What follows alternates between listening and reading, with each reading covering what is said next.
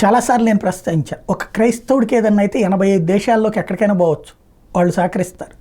ఒక ముస్లింకి ఏదైనా జరిగితే 58 దేశాల వాళ్ళు వాళ్ళ దేశంలో కడుపులో పెట్టుకుంటారు.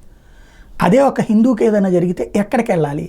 ఇదివరకు నేపాల్ అన్న హిందూ దేశంగా ఉండేది, ఇప్పుడు అది హిందూ దేశం కాదు, అది సెక్యులర్ అని పేరు చేర్చుకుంది. మంది ఒకప్పుడు ఏ సెక్యులర్ అనే పదం లేని రాజ్యాంగబద్ధమైన దేశం, కానీ మన దాంట్లో సెక్యులర్ చేర్చుకున్నాం. అసలు హిందువులు ఎక్కడికి పోవాలి అది తెలియని పరిస్థితి.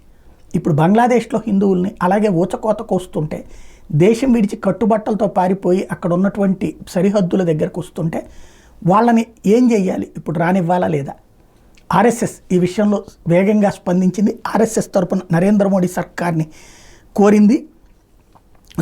ఏదైతే బంగ్లాదేశ్ నుండి వస్తున్నటువంటి హిందువుల్ని భారతదేశంలోకి అనుమతించాలని సురేష్ భయ్యాజీ, ఎవరైతే senior RSS leader Suresh Bhaiyaji Joshi request చేశారు ఇండియన్ గవర్నమెంట్ని. హిందువులకి భద్రత కల్పించాలి, బంగ్లాదేశ్ నుండి వస్తున్నటువంటి వాళ్ళకి తగినటువంటి ఏర్పాట్లు చేయాలి, అలాగే హిందువులకి అక్కడ ఉన్నటువంటి హిందువులకి భరోసానివ్వాలి అంటూ పిలుపునిచ్చారు.